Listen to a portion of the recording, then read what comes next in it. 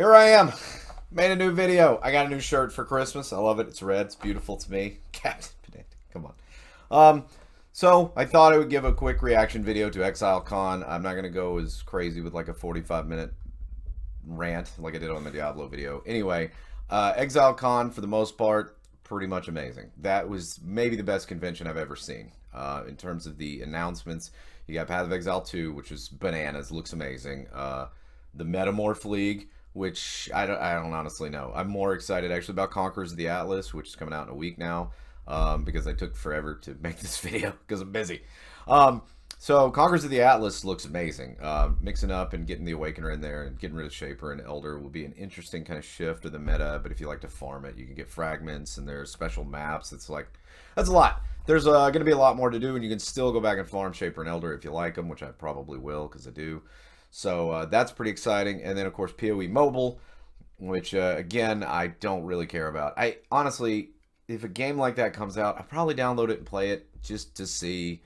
I doubt that I'm going to, like, sit here on my phone, you know, with them. Like, you may not know this about me. I work from home, so I'm going to take it. Here's a journey. That's my work computer, right? So right in front of me, this is my home computer where I'm recording and streaming and all of that. So phone games are pretty much, there's no point. Like, why? Because I'm like, okay, and then I go over here and I'm working, right? So I've never have a call to play a phone game. But it could be good, could be fun. I don't know. I'm not pessimistic about it. I think it's great that they're trying to break the mold on like free to play because, like Chris said, you know, free to play when it was PC, it was pretty toxic universally. I hated every free to play PC game. They were all garbage. So I think that they could do good things with it and maybe incentivize other businesses to follow suit. The Einhar thing I thought was great. It was almost like trolling. It was so fun. That Einhar guy came on stage. He was enthusiastic. He was fun. He did the voice. That was awesome. I loved that.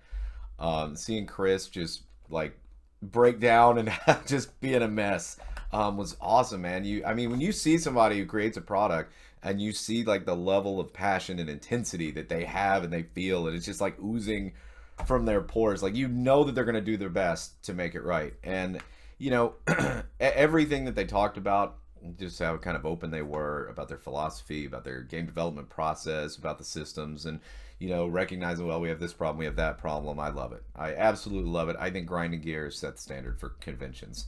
Not to mention the card game, which so the card game reminded me a lot of BlizzCon 2011, which is the first year that I went to BlizzCon. It's 8 years ago. Now, in 2011, BlizzCon was a lot cheaper.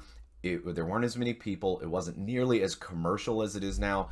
There were all kinds of vendor booths, like sponsors everywhere. But it's not like today. Like it's like they have like a T-Mobile booth, and you go in, it's like, buy a phone here. No, they go in and they were like throwing T-shirts at you, and there was like, here, do this treasure hunt and come back and get a free shirt, and you know, here's a swag bag, and they did all of this like really cool kind of you know, hip stuff that the conventions that get really big, like BlizzCon 2018, 2019, it's just corporate. It's way corporate, the whole thing start to finish. So I really love that, like, go interact with every developer and here's some cards and like go. That was just a really cool way to kind of bring everybody on the team in to like you know, interact with the fans. I would have loved to have gone. I didn't have the child care. It would have been like 2 weeks. I would have wanted to go for 2 weeks. But no, Exilecon overall I think was an absolute slam dunk of a convention. I even enjoyed watching the race, which I'm not generally one to watch PoE races. I'll watch like rip clips and stuff, but that race was actually pretty exciting too. So that the convention itself is 10 out of 10. I don't think it could do better. So if I'm going to offer some criticism, which I love criticism, I try to be constructive. My only concern is about the way that they are approaching system changes for Path of Exile 2. I think having 9 6 links and making them easier to get than current 6 links, the combination of those two things, it's just gonna, there's no way that the game will stay difficult. There's just no way. I just can't imagine. Either the game will be just a face roll, kind of like it is now, if you have a decent build, because they're gonna be so much like 4 active damage skills. You know, it's like you're gonna have a 6-link tornado shot and a 6-link barrage and a 6-link ballista setup and a 6-link, you know, mirror error setup. Like, you know, I just can't imagine how it's going to stay difficult when you're going to be able to put out that much damage. But you know, I eagerly await being surprised. You know, I think that the game will either be so incredibly difficult that no one can do anything except streamers, which probably be okay, or it'll be so incredibly easy once you get like 3 or 4 6 links, that it'll feel kind of like a face roll. But you know, I don't know. That's my only concern. I think if they do make it like all 6 link, you know, you have 9 6 links or whatever, I think you got to really worry about boss encounters. They've got to be really, really difficult mechanically, like Uber Elder. Like every in-game boss will need to be as complicated mechanically as Uber Elder, because I don't think damage is going to be the thing that gates players out of completing the content. Um, but yeah, I mean, the shape shifting, I don't really care about. That's cool. Um, you know, the graphics improvements, the riggings, the character selection screen, oh, those looked amazing.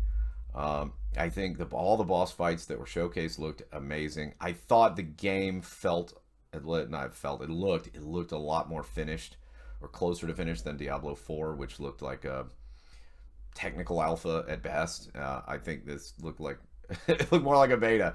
What they were showing, it looked really, really, really good. So yeah, mostly I don't really have anything negative to say overall. I have a couple concerns, but I loved it. I absolutely loved it. You know, I know I'm like 2 3 weeks, a month late, whatever, on this video. Sorry, life. I am gonna make another Diablo video soon as well, so stay tuned for that. And you know, I'll see you guys in the Metamorph League. Take it easy.